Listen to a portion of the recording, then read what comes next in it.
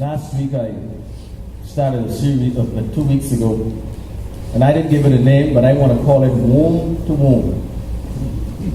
You get it? If you heard the message 2 weeks ago when I started, Womb to Womb. Now let me tell you why I'm at. I said to you that I believe, early this morning, and God never created human beings to be in turmoil. That's not what that was not His plan. The way God made us, we're not at our best when we are disturbed. So, the environment in which God placed human beings in, that's why, if you notice, if you follow the order of creation, of course, I'm a creationist, meaning that we believe God put it all together.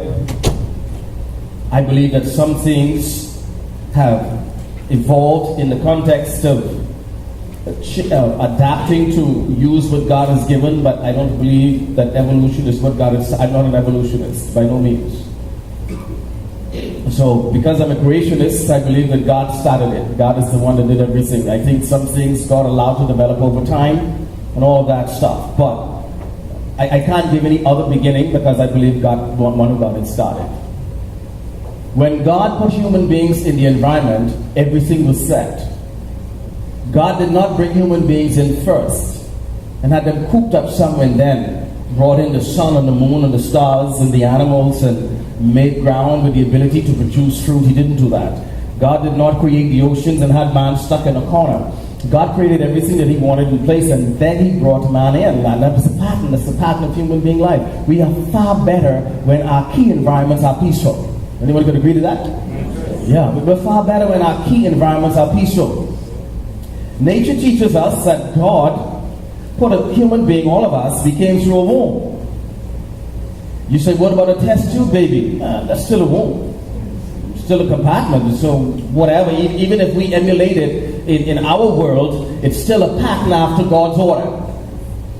So every human being came into this being, into a sheltered environment. And what I find interesting, and I said this to you last 2 weeks, so I'll say this often through the short series, I think it's a beautiful, magnificent gift that God gave a woman, the ability to house a human being. I mean, that's powerful.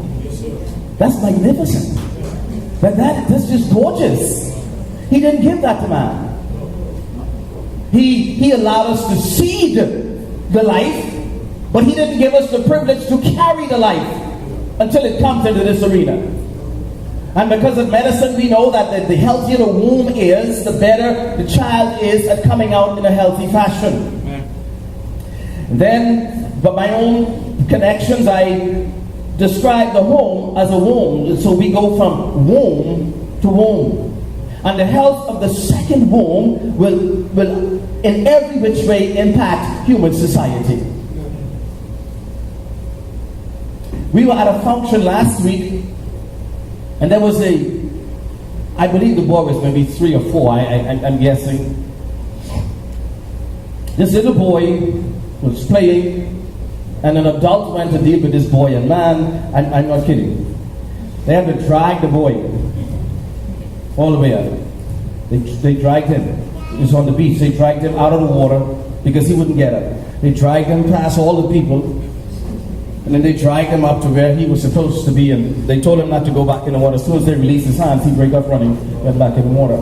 A second person came and picked him up and had him held, and he was kicking and screaming, and he was just going ballistic. And I'm saying, the womb, the second womb, is a problem. And let me tell you what the bigger problem is.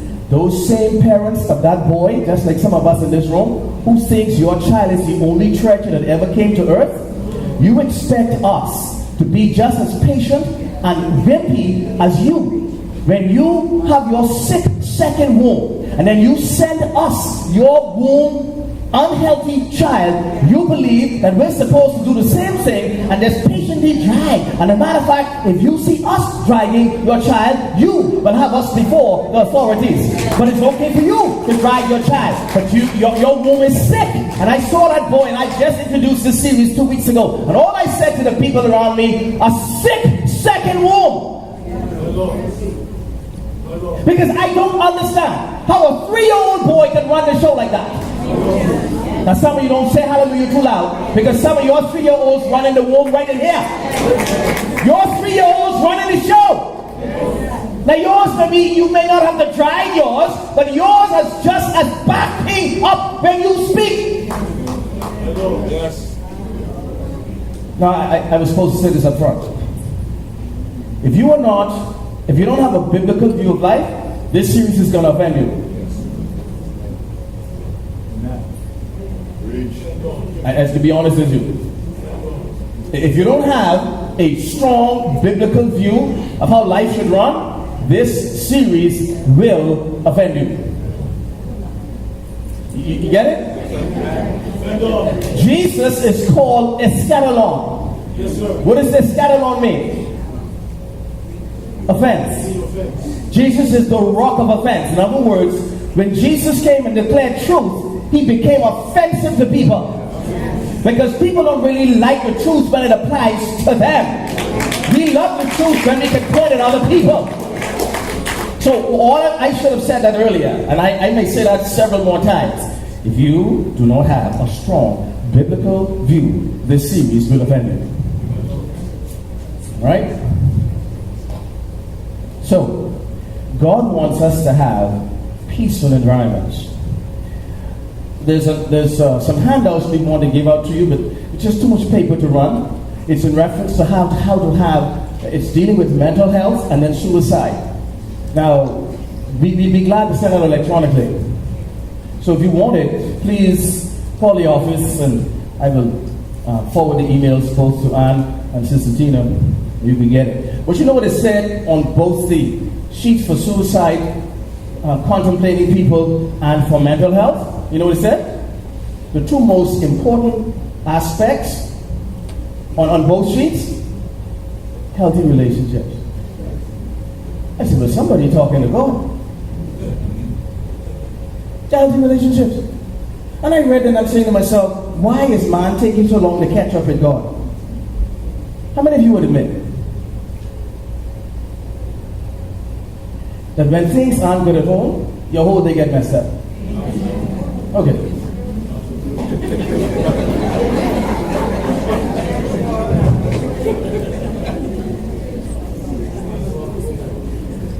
But guess what? All of us admit that, but we leave the home in turmoil for too long. I don't understand that. Since that is true, why do we let it stay so kapokalup for so long?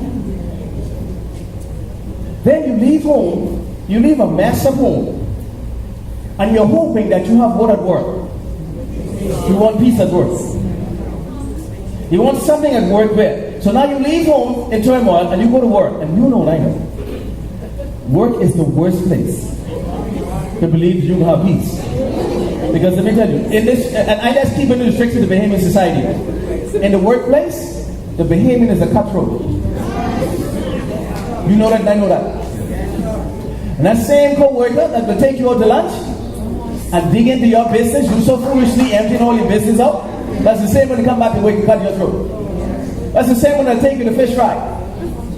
That's the same one when they go away, they'll ask you, want anything from Walmart? Yeah, that's the same one, right? And then all of a sudden, a year goes by and you go to the office and they say to you, you said, well, how come I didn't get the promotion? They say, you didn't know? No, no what?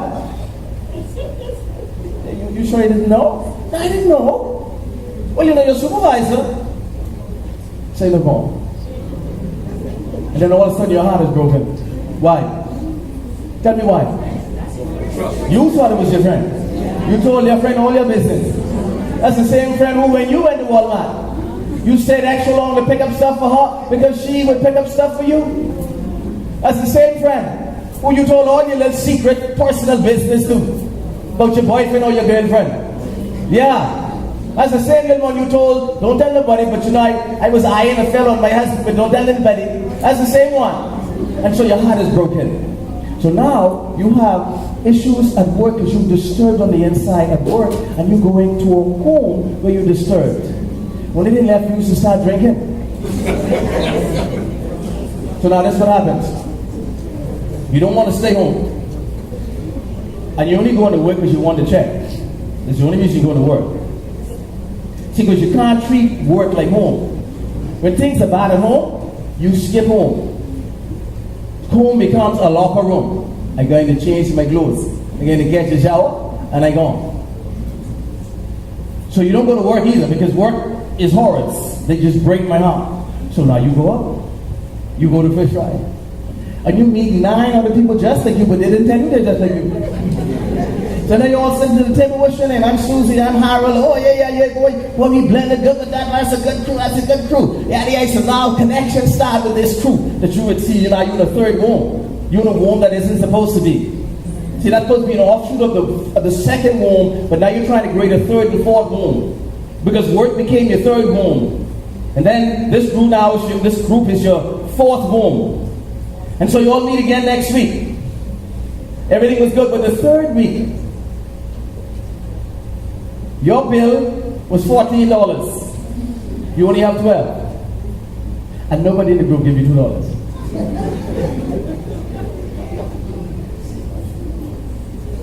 So what happened to you next? That's fourth womb. That's gone. So where are you? You are now displaying 5 out of 10. Most common mental illnesses. You see? Because you're depressed now. And in your depressed state, you may be schizophrenic, hearing things you shouldn't be hearing. Then all of a sudden now you get an anxiety disorder because you're anxious because you have anxiety when it's time to go home. So you don't sleep. So you're an anxious human being who anxious to get out of home so you don't sleep well. Then you go to work and every time you pull in the parking lot, the anxiety increases a little more. Then after that anxiety increases a little more because of work. You can't go to fish fry anymore because you done cuss them people in your head because they don't desert you. So in your head, what's happening to you? It's me, oh Lord, all by myself. Oh, it's me. And Satan says, yes, it's only you. Nobody cares for you. You're not eating and you're not sleeping. Now your body starts to react to this womb that's disturbed. Then, so your health starts to fail. You're losing sleep. Then all of a sudden your blood pressure goes where it shouldn't be going. That could be up, down, left, or right. Your sugar out of whack. Then you start to be psychotic. You heard that? No. You didn't hear that? You sure? No, I didn't hear anything. Man, let me go check. I heard someone open the door, but there's not even a door in the room. All the doorways are even outdoors. And you heard the door close. Am I making sense? Okay. So how do we fix it?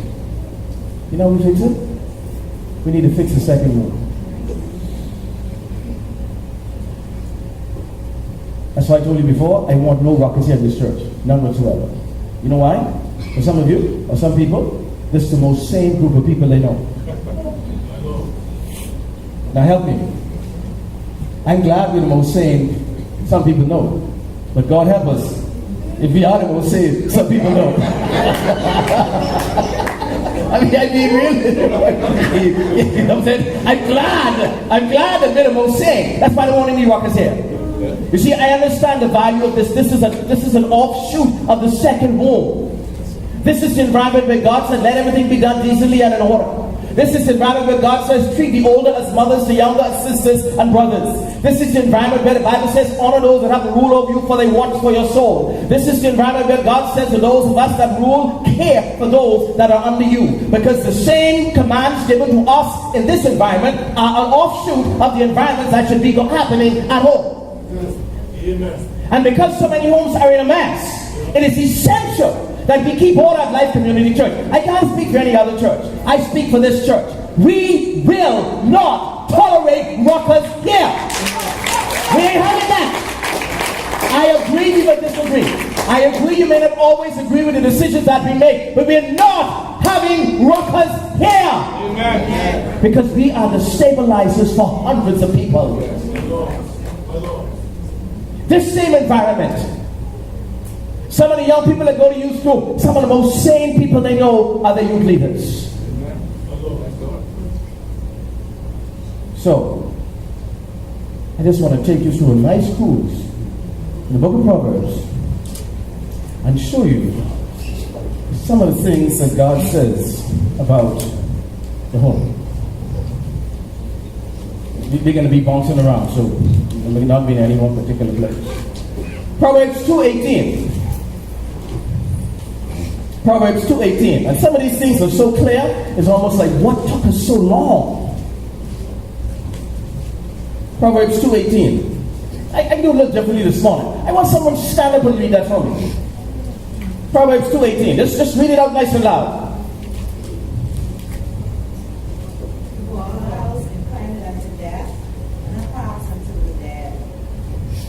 Okay.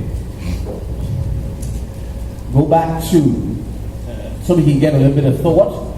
Take me back. Go back to verse 16, please, and then read down to verse 19. To deliver thee from the strange woman. Okay, so what he's saying is, he's writing to his son. Solomon is saying to his son, now listen to me. I want to help you live a good life. And you have to be careful what kind of woman you allow to get your attention. So keep going. Even from the stranger which flattereth with her words, which forsaketh the guide of her youth, and forgetteth the covenant of her God. For her house inclineth unto death. Stop right there. Why is the house now heading down the wrong path? She forsaketh the law of God. You know why some of our second wombs in trouble this morning? We have abandoned God's law, and we've picked up humanism.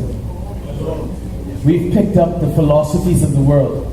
And let me insult some of you this morning, not by intentionality, but because I know this is believed.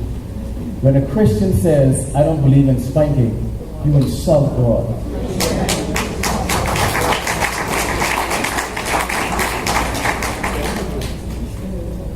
Keep going. And her pass unto the dead. None that go unto her return again, neither take they hold of the pass of life. Hallelujah. So what's cursed? Read the key verse again. Verse 18. For her house inclined unto death, and her paths unto the dead. So what's wrong with her second womb? It's poison. And why is it poison? She forsook the Lord of God.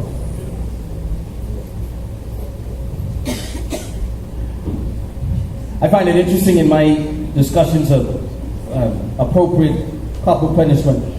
It always gets into abuse. And I'm asking myself that, you know what that's like? That's like me teaching the beauty of sex between a husband and wife, and you all are rape. Well, explain to me, how did we get from godly, mutual, sexual intimacy between a husband and wife? Tell me, how did that cause you to think of rape? I don't understand that. People that you talk about appropriately using corporal punishment, I don't believe in child abuse. Neither do I. I don't understand how we got to child abuse. And we're talking about appropriate discipline. You know how we got there? That's just where Satan wants us. See, Satan wants us in an ideology that abandons God and embraces the world. Satan wants us to have a thought pattern that says God really doesn't know what he's saying. That's why some of us as Christians, we can be easily labeled Christian atheists.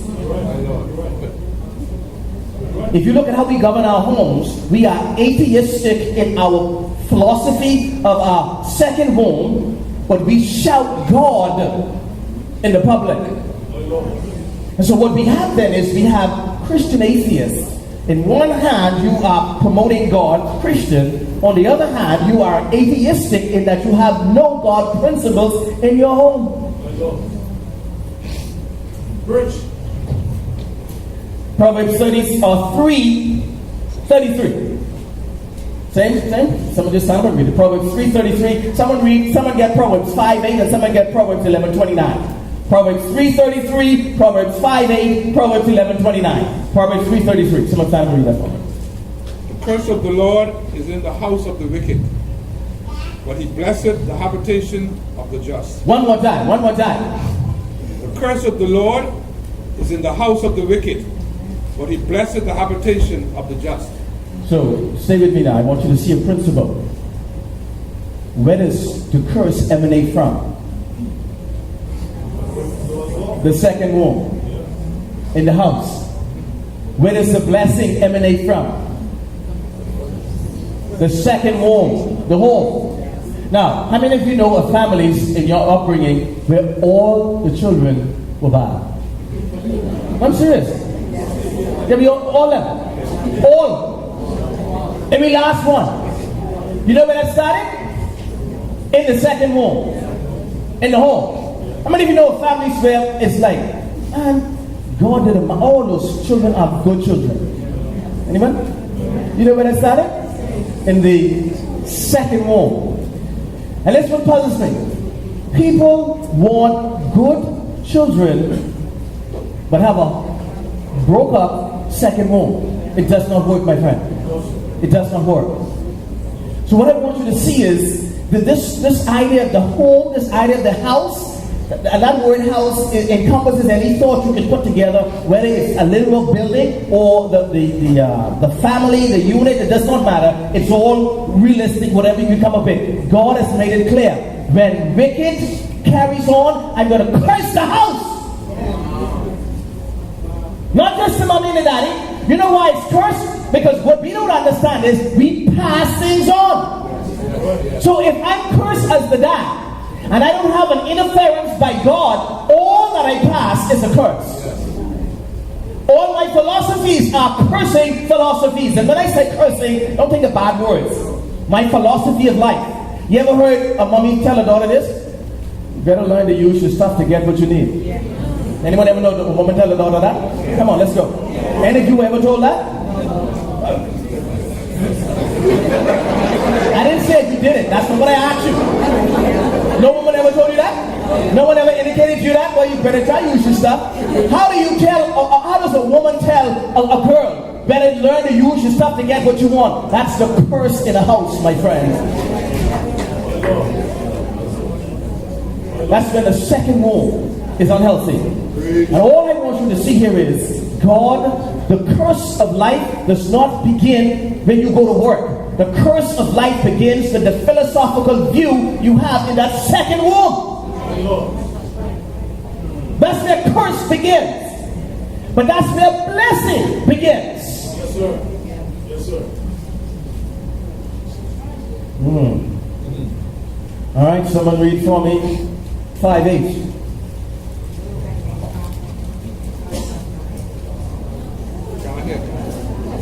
Oh, go ahead.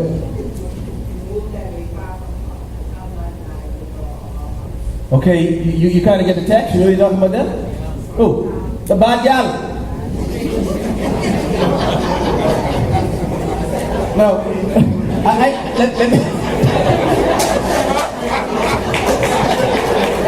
why you laughing? What I say? The bad gal? Only from that? Oh, that's a NASA term. So what would grandma say? That's a bad gal. Now, listen, I want to say something. I need to say it really delicate because I need you to understand something. Women don't understand what God gave them. God gave us authority as men, and He gave you all influence. Yes, sir. Absolutely. Yes, sir. Yes, sir. Now listen to me. You will never find in Proverbs, and I always leave room to be corrected, where God warns of a bad man. It is always a bad woman. You know why? I told you all before. Man, in some areas, man's stupid.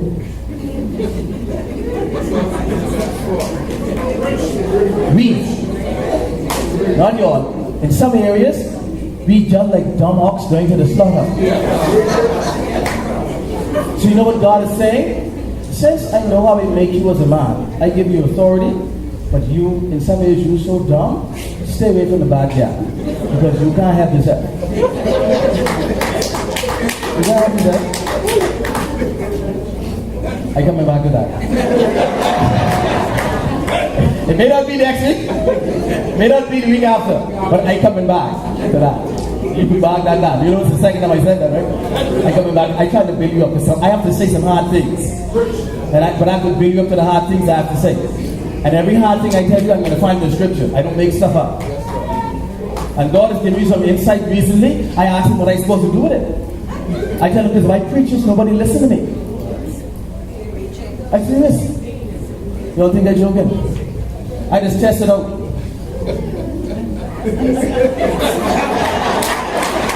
And I said, Steve, what do you think of this? What do you think of this? He said, boy, I hate to admit, but that's true. So then I feel good, at least I am making it up. At least I have a woman agreeing. Then sometimes I throw some things past Aunt and Tina. They say, yeah, that's true. I say, okay, I got 3. But it's not about me getting it, it's you understanding what I'm trying to get across to you. See, because the culture we're in, boy, this is destructive.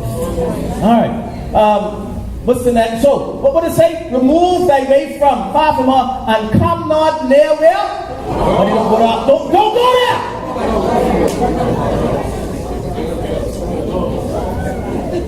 Because what's the state of her house? Based on what we read earlier. But in that case, that curse. Let me just, I can drop some things in as I go.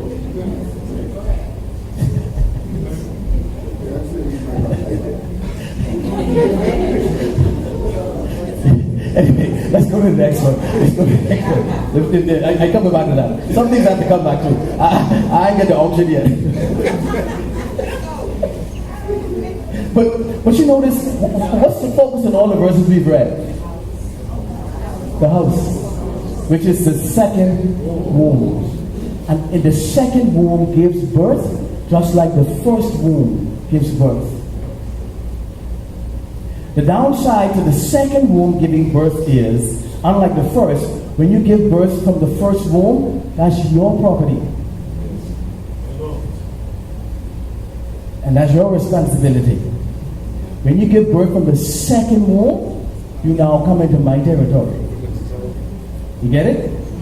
And so every time we have someone come out of the second womb, it is not as isolated as the first womb. So the police have to deal with your birth. The church has to deal with your birth. The school has to deal with your birth. The community has to deal with your birth. The nursery has to deal with your birth. You see, the food store has to deal with the food store worker has to deal with your birth. The groundie got to deal with your birth. The brother and the sister have to deal with your birth. And what ends up happening is, because some of the homes are so sick, all of these entities now have to struggle to survive because we've been putting out too many bad births.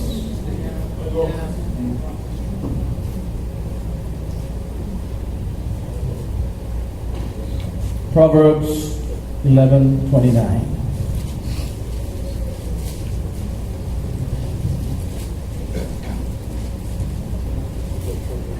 Proverbs 11:29. He that troubleth his own house shall inherit the wind, and the fool shall be servant to the wise of heart. He that troubleth what? Own house shall inherit the wind. And then it says the wind. What does the wind do? It blow everything away. So when the wind finishes, what's left? Absolutely nothing. So where's the wind blowing in this case? In the house.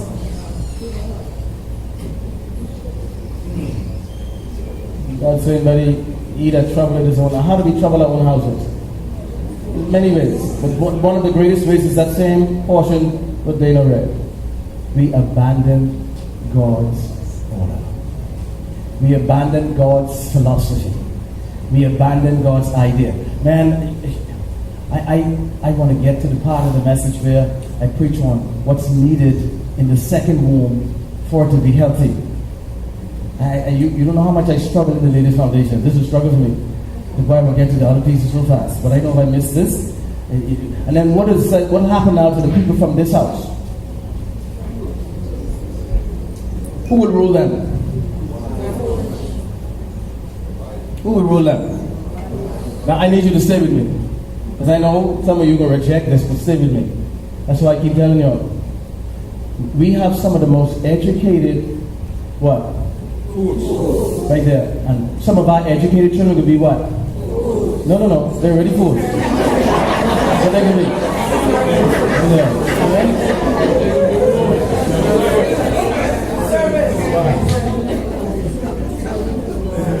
That's why I keep telling y'all, do not neglect God's education in your children. We spend all our human energy trying to academically educate our children. And I believe that many Christian families have some of the most educated servants. You're fools. And some of the most wise-hearted people have the least education. But your educated fool will be serving the wise at heart. You know, where does it start? In the house. Does it make sense to you?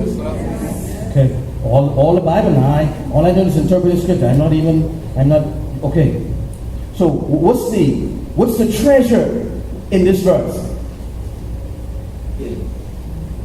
What's the treasure? The wise heart is the treasure. That's it. Someone said the wise. See, the wise heart in this verse is the treasure because the wise heart will not do what? They will not trouble their house. Because they want what kind of children? Wise children. Who will be what? Masters, not servants. And you know we like to talk about he's the head, he ain't the tail. Half of us can never be the head. You know why we can't be the head? Because we have neglected, we have troubled our own house. And a lot of us are quoting verses to try to get out of the pit. You don't quote verses to get out of the pit. You transform your life to get out of the pit. When you repent and recognize the error of your way, God will elevate you out of the pit. But we in a culture today where we believe we can spit verses around and do that. No! God is saying he had trouble in his own house. When the blow it all away. And then you'll have fools who will be servants to the wise at heart. That's exactly right. And then somebody say, yeah, because we mess him up. Who said that? That's a woman of wisdom.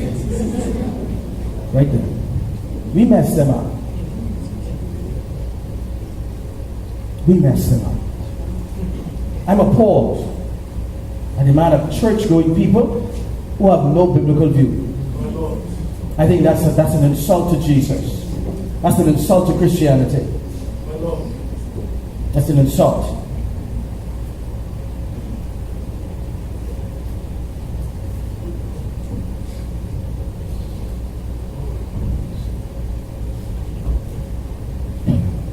Proverbs 12:7. I'm not going to get through all of these as well. In Proverbs 12:7, let's see what we have there. Someone stand up and read that for me, please. Proverbs 12:7. The wicked are overthrown and are not, but the house of the righteous shall stand. You see it repeated? What God is saying will happen to the wicked? The wicked are overthrown What was wrong? and are not, but the house of the righteous shall stand. Because I know that I'm being recorded, this could end up in Bosnia, I won't call names. But here on this island, when I first came here, which was 26 years ago, there were some very popular names that used to run the streets. And they were the kingpins across the board. They owned the police, they owned the immigration, they owned the government, they owned the community, everything. But they were crooked people. And I remember telling someone several years ago, it is a shame that the demise of these people did not make the front paper as much as their loftiness made the front paper. Because we tend to think God sleeps. People who succeed crookedly will have their day. Yes, sir. The downside is they don't make the news when their day comes. Yeah. You got people on here dragging slippers who begging people for soda. Yes, sir. You got people who used to own all kinds of things around here who thought they owned everybody, including the politician. Yes, sir. This verse is real, my friend. The wicked are what? Overthrown And are what? not, Put it on. What else you can put for naught? Ain't there. Ain't there no more. Ain't got no more influence. But what happened to the righteous? Let me tell you something. And I say this not because of me, I say it because this is the biblical truth. My name will outlast any drug dealer in the country's name. Yes, sir. And when you do right, your name, they never make the front news of the newspaper, but it'll go from your children to your grandchildren, to your neighbor's grandchildren, to everybody's good. Yeah, you know so and so. Oh, yeah, yeah. I was traveling one time and the guy said, if I come to Freeport, how do I find your church? I said, just ask any taxi driver. That's all I said. Just ask any taxi driver. Where's Pastor Baptist Church?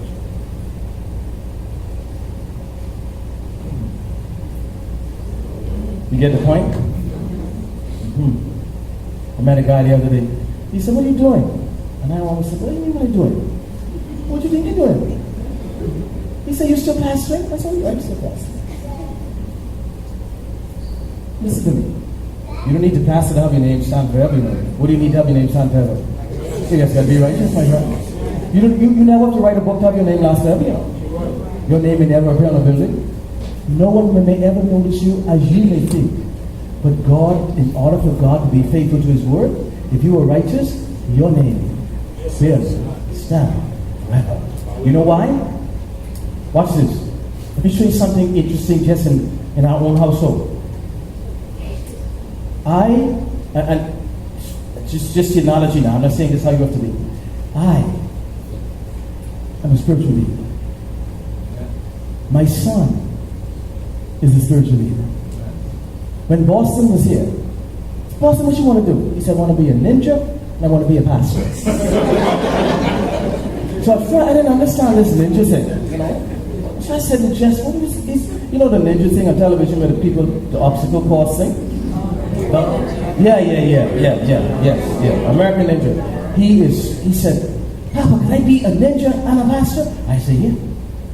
After I understood what the ninja thing was, because I'm thinking, you know, the ninja and the martial arts type. I'm trying to figure out.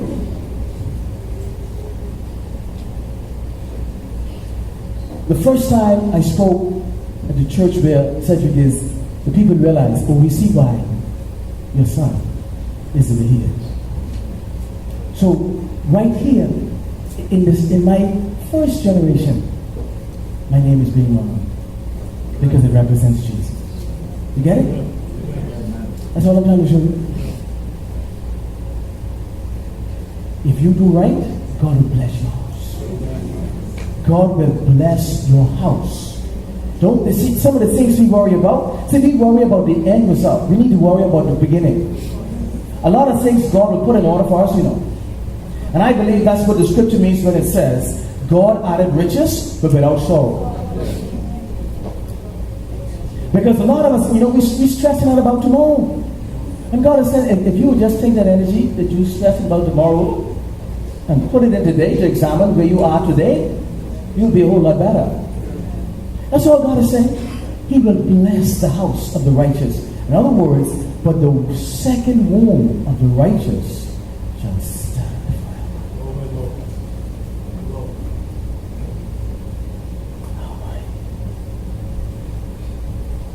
Wow. We'll read one more verse and then I'll have to kind of wrap this up. Proverbs 14:11. Kind of repeating again this, but I want you to see how many times it's repeated in the scriptures. Proverbs 14:11. The house of the wicked should be overthrown. The tabernacle of the upright shall flourish. Read it again. The house of the wicked shall be overthrown. The tabernacle of the upright shall flourish. Now, how many of you want you? This is a stupid question. How many of you want to flourish? All of us want to flourish. This agenda I go like this, right? Would you realize half of us in the room can't flourish? You know why? Your home, your second womb is not based on God's principles. The way you function in your home, God is a byproduct. What motivates you at home is not right and wrong as far as what God is saying about the principles of life. You're motivated by the next dollar. You're motivated by the next bill you have to pay. You're motivated by what you want your children to become and what you want them to be. You're motivated by all those things. And God has given us a simple formula. If you want to flourish, be what? Right there. What's the word? Upright. In the last verse, what was the word that was used? Righteous. Huh? And yet all of us want to flourish. And so what has happened in the culture in the day, we run after everything we think that can cause us to flourish. But let me help you with some things. You know that some of the most successful people in our eyes commit suicide? Yes, sir. The lady who's the bag designer, I know names, some of you know. All of us wish we could be like her. Well, if you could be like her, you know what I mean? You see where she is? You know Steve Jobs? His daughter said he was not a nice guy. His own daughter. That book is out. He was not a nice guy. But we won't be like him. You know what happened in his household? His house has been overthrown. You know how his house gets overthrown? By when he spit out the second womb. The second womb product is saying, that man may be a God in your eyes, but he was a horror in the second womb.